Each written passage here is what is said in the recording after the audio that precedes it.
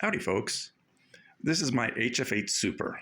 This seat pad was created by salvaging the electronics out of an old HF8 that was no longer under warranty and had several defective motors. This HF8 Super has a custom made seat cover or cushion cover that was made to dimensions that fit my chair and my body the way I'd like it. The cover also has a zipper all along one side here that allows for easy access and maintenance if needed. The seat cover also includes a Velcro strap here and also at the bite of the seat and anti-slip backing. The cover itself cost a total of $40 to have made. Inside this HF8 Super, I installed a dual layer denser foam, which makes it much more comfortable than the original FH8. And not only is it more comfortable, but the vibration feedback is much crisper. The foam inside was the most expensive part, and that ran me just under $50. The other additional feature of the FH8 Super is that I redid the wiring. The original fragile 26 AWG wiring that came with the HF8 Super was replaced with a more flexible and much more durable 24 AWG wire. The wire upgrade cost me a total of $25, and that included solder splices to put it all together. So instead of throwing out a defective HF8, I spent under $110 for a fully customized, extremely comfortable, and highly durable seat pad that I can work on or fix if ever needed. The next section of this video will show how to salvage the electronic parts of an old FH8, followed by a look inside this FH8 Super with tips on construction.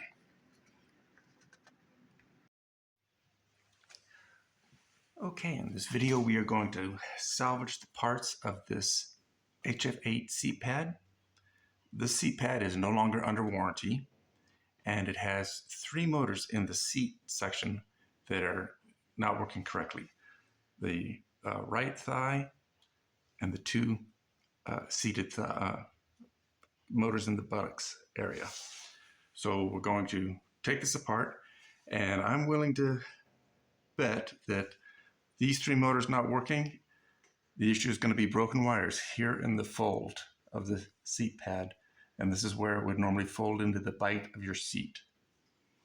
So we'll first start by unzipping panel here, and now we're going to cut this down. Again, you only want to do this with a pad that is no longer under warranty, and we're going to salvage the parts in this so that we can make a seat pad that will last more than a year or so. We'll also cut up here.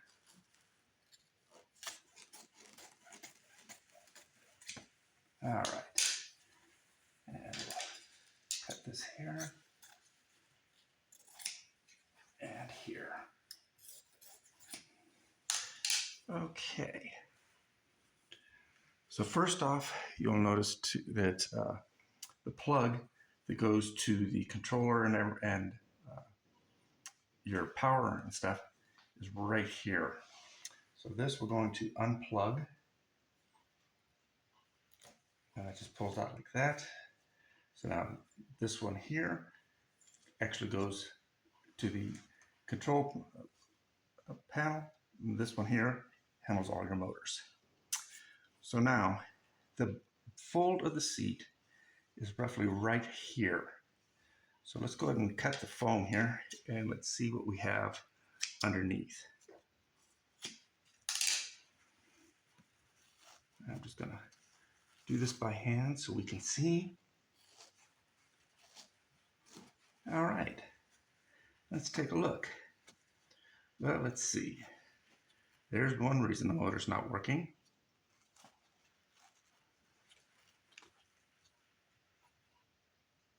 Does look okay. Okay, so actually, so far we've only found one motor that's not working because of the broken wires here on the fold of the seat. So let's go ahead and peel these back. This is just a very soft foam. There's a light adhesive that is used on the foam.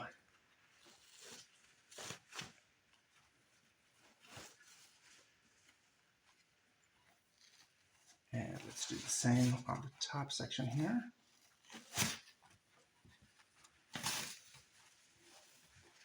And this foam is very thin, and it's not, and it just does not have much density to it at all. And that's one of the big reasons why it's so uncomfortable compared to, you know, what a lot of people complain about it being an uncomfortable seat. So we have now our motors here. I want to just point out again our color coding, because this is what we'll need to remember when we rewire it. So orange is going to be your right thigh motor. Brown is going to be the left thigh motor. Green is going to be the left buttocks motor. Yellow is going to be the right buttocks motor. Blue is going to be the right lumbar motor. Black is going to be the left lumbar motor. White is going to be the left shoulder or kind of mid-back motor. And purple is going to be the right mid-shoulder or mid-back motor. All right, so we have the other motors here that we're going to start pulling these motors out, and these are what we're going to end up rewiring. So let's take a look. For instance, at this one here, and we're going to pull this open.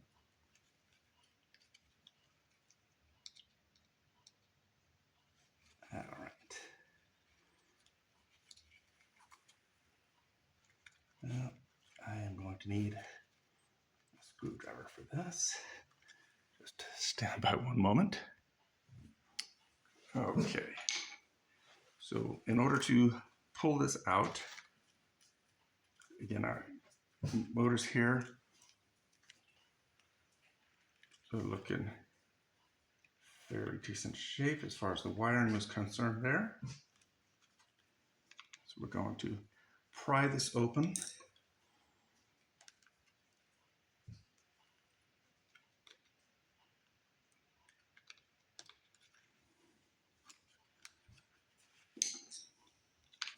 There's a slot underneath this panel here. You can go ahead. There we go. And what this does is it moves these, takes these tabs and unlocks it. Okay. And on this motor,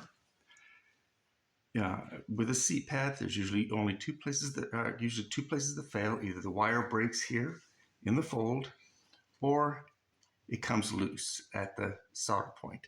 And that's what it did for this motor. It broke loose at the solder point. And you can see that. So this is why we are going to put in a better gauge wire that's more flexible.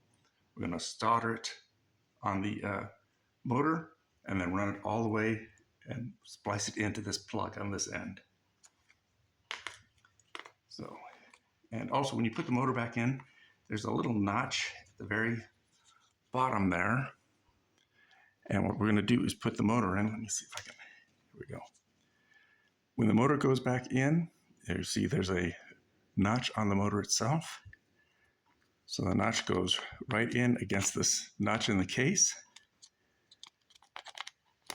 And it fits in the front there. Now this is the counterweight here is allowed to, or the weight here is allowed to spin freely. And when it's seated correctly, that'll prevent this from twisting at all. So there's one of the motors that we've now salvaged. So we know why this motor wasn't working. This motor wasn't working because the wire broke here. And we have this one. We weren't sure why it was not working. Let's take a look at the casing here.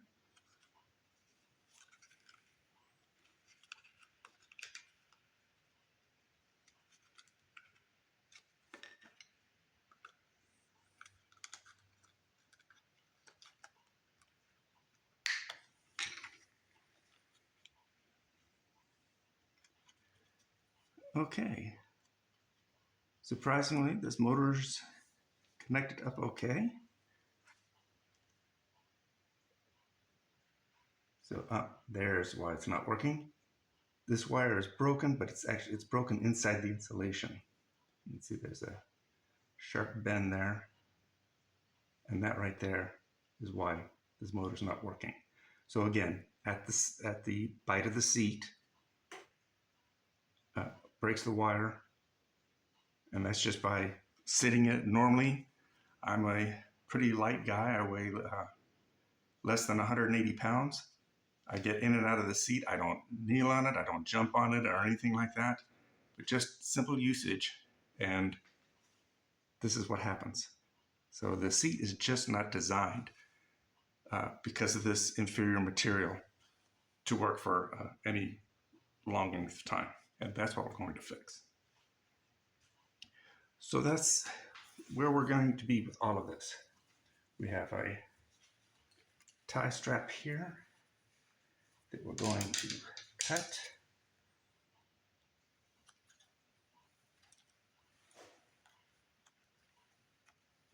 Well, there we are.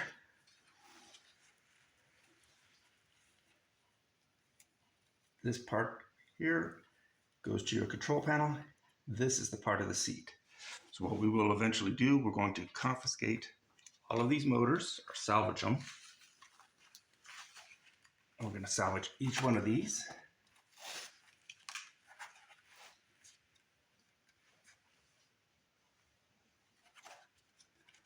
There's all the motors. And then we're going to cut these wires here. Give yourself a good length. I would cut them right about here.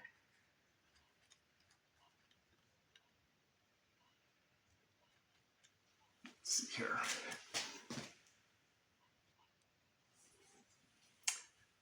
Okay, so this harness here, one of them is the power.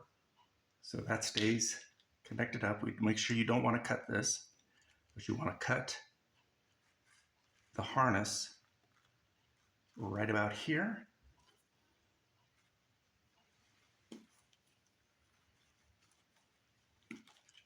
So we're going to salvage this plug and all these wires here. And what we'll end up doing is we order this here is a 26 gauge AWG wire. It's non-flexible. We're going to replace it with a 24 AWG wire that is highly flexible and will be able to withstand the flexing and the stresses that the motors and getting in and out of the seat cushion, those stresses that it puts on it. And it's just a matter of simple, like this here, we would, do it this way. Here we go, this is the green one. We're going to take green wires, solder it on both points here, run it through the little cord restraint here. We're going to put a little glob of hot glue as a a strain relief for the wires. Run it all the way over, and then splice it into these two wires here. And it's, again, simple color coding, green to green, orange to orange, and so on, until we have all the wires, or all the motors rewired into this plug. And that'll be it. So that's this section, and then I will go over the completed HF8 Super and what I've done and constructed it so they'll last a good long time. All right, these are the basic materials we're going to use for our HF8 Super. I'll first start with the wiring here. As you can see, this is a Bntechgo. It's a 24 AWG wire. There's 10 colors, and each color is 10 feet in length. And this is the wiring that's going to fix the biggest problem with the HF8. And you can see just how flexible that is. I mean, that's going to be able to withstand a lot of abuse before it ever breaks. Next thing is we have some solder splices. Now these solder splices, I've got a kit here, but for this particular project, you really only need the red, which is a 22 AWG to 18 AWG. And even though we're going to be using 26 and 24 AWG wire, this wire here is pretty thick and it won't fit in the next size down. So this splice is a little bit bigger, but it'll also work. It makes it a little bit easier to slide into place. And I'll show you how to use this. It takes a simple lighter and it'll solder the connection right in between the two, and it'll shrink the tubing around it to provide support. I also used a split sleeve, and this is strictly optional, and I'll show you on the back of the HF8 Super. And this is just to allow to put the wiring in and just kind of keep it nice and neat and bundled up, and it's split along the side. So you just put the wire in the middle of it and it'll wrap around itself and hold it steady. The foam I mentioned is a high density dual layer foam. The top layer here is a memory foam, and the bottom is just your standard high density regular foam. This works out very well because you put the motor in on the top, it's going to sink in just a little bit, and then it's going to provide a firm surface so that when the vibration of the motor hits, it's going to be transmitted to your body. Then on top of the where the motor will go, I'm using a cotton quilters batting. And the only reason I'm using the batting here is it's a very thin, it's cotton. The main reason you put it on is to put it over the motor housing, and that way it just takes off the sharp edges and it makes it more comfortable. Now let's go over to the tools that we'll be using here. First we'll be using a lighter, and that's going to be used for the splicing, heat shrink splicing. We have a soldering iron and flux and solder that's going to be used to solder the motor connections. A bread knife, and that's going to be used to cut the foam. A glue gun, which we're going to use on the end of the motor housing where the wire comes out, and that will provide a cord relief to prevent the wiring from being pulled from the motor solder points.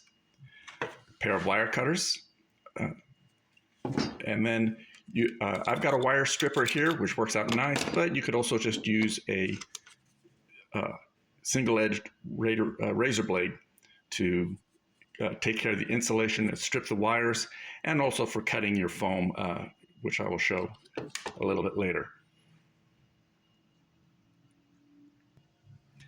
All right, this is a motor housing. I've done this just for demonstration purposes. You can see I've taken the new flexible wiring here, and I've soldered it to each contact on the DC motor. Because we don't, it doesn't matter which way the DC motor spins, you don't have to worry about polarity. So all it is going to be just a color match. I tied a small little knot here on the end, and that's going to go in the housing. The notch on the back here goes into the housing like this. There we go. And that knot is going to fit in a little compartment right here. Okay. Then, of course, the lid would go on, and where this cord comes out here, that's where I'm going to put just a little bit of hot glue once I put the cover on, and that's going to prevent any strain or stress on the solder point. Now we're going to show here how the connections are the solder joints, or solder splices, sorry, work. You can see I've got the wires stripped and twisted together and then bent over. And all we're going to do now is slide this splice over it, And you want this silver area here to go over the twist of the wires. So what's going to happen is that's going to melt, and then it will actually solder the joint in place. And so I've got 2 of them here. Let's see if I can get the other one in as well.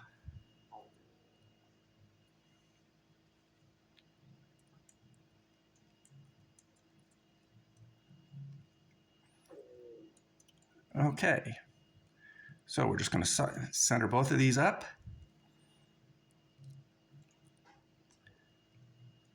Now what I'm going to do is use a lighter to melt the solder point. So for instance, you can see this one here.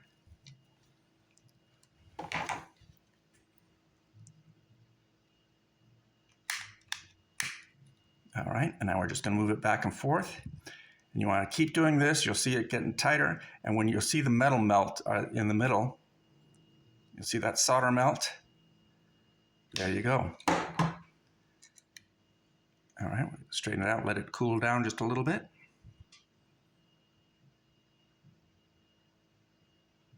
And now you've got a soldered connection. Okay, this is the back side of the cover of the HF8 Super. You can see it's got the anti-slip backing, the Velcro straps. You have a zipper here that runs the entire length, all the way back to each side here. So we can flip this back over here. You see the backing now. The only modification I made to the cover is I put a small slit in the front here. My cord normally goes through that. So your controller connects to the plug here.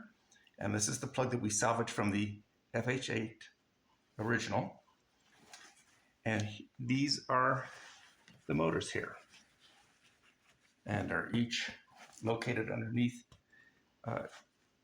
This is the back side of the pad here. If we turn the pad over,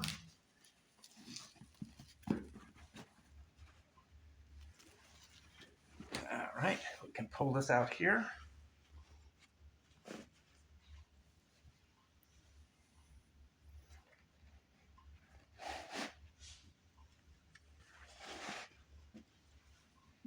Okay,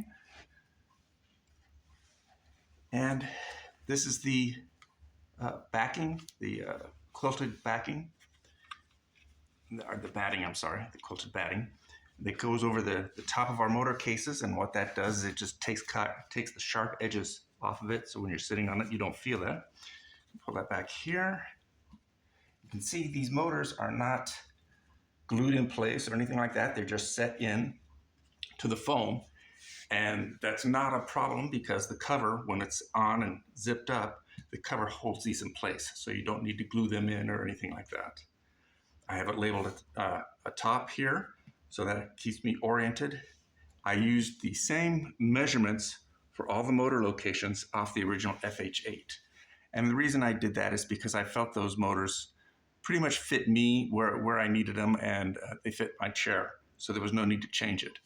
But with this kind of setup, again, you have the full freedom. If you want the motors to be moved a little bit, say you want the Buttocks motors moved up or down, it's not a problem. You can do it yourself, and it's totally customizable. The motor housings here, the only cutout in the foam is for the actual housing of the motor, not this large lip. And the reason I do that is so that when this goes in and is resting there, the large lip goes up against the gel foam here, and it provides a good support. And then when the motor vibrates, it has a crisper feel than the original FH8 because this foam is a little denser. It gives it a little more substance to vibrate against. I include a little extra wire just because I like to have a little extra wire in case down the road I want to do some sort of maintenance or make some sort of change. It's always good to give yourself some extra, and this wire is extremely flexible and you don't have to worry about it, and that also eliminates the the problems you have with the original FH8 of the wires breaking. So put that back. Oh, the other item here is that this, where the wiring goes into the motor housing, I have hot glue put on the top around it, and that provides a strain relief so that the cord or the wires don't pull against the solder connections, against the DC motor. So again, once it's in place, like so, you can the cover itself actually has a pocket on the ends here, so you would fit, before we do that, put the batting back over it. And I normally have a batting a little bit longer so it kind of folds over the top just a little bit, and that will help keep it in place. And from there, it's just a matter of you feed it into the pockets of the cover. Like so. Again, here's the slit that I made so that my cord here comes out for the controller.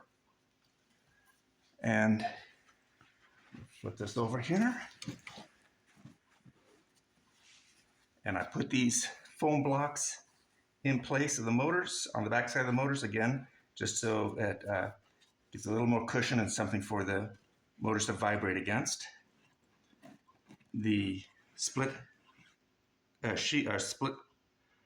sheathing that I have here, I use just to keep the wires in place. The other thing I did, these channels that the wires run into, I simply took the tip off of my soldering iron, heated the soldering iron up, and used the barrel of the soldering iron to cut my grooves inside the foam. And here, just use a razor blade to cut out a little bit of the foam so that my splices and my plug here all fit in an area there without sticking out or being pushed upon. We take the Velcro straps here. There we go. The cord here, again, goes through that slit I was telling you about earlier. So this will go in here. This also will go in that same slit that I made in the cover. There we are. There we go. And then this just connects up to the plug there. Put the cover over it, and then zip it up.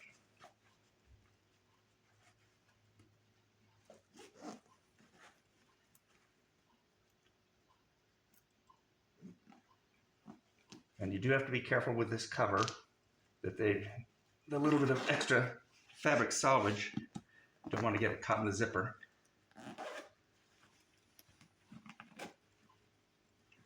Like I did right there.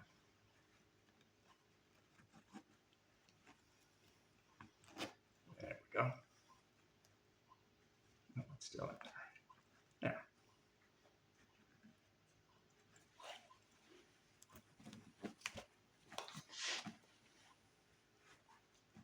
Now it's going to make a liar out of me.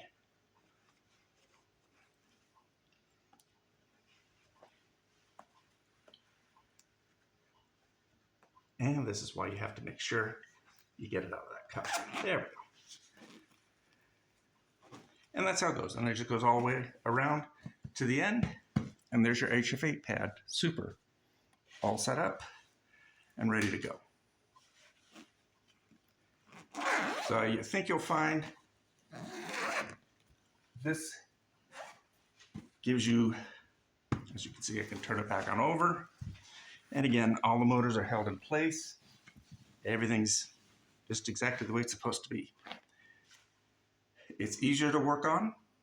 It's much more durable, much more comfortable, and it's very customizable. And that to me makes it worth it.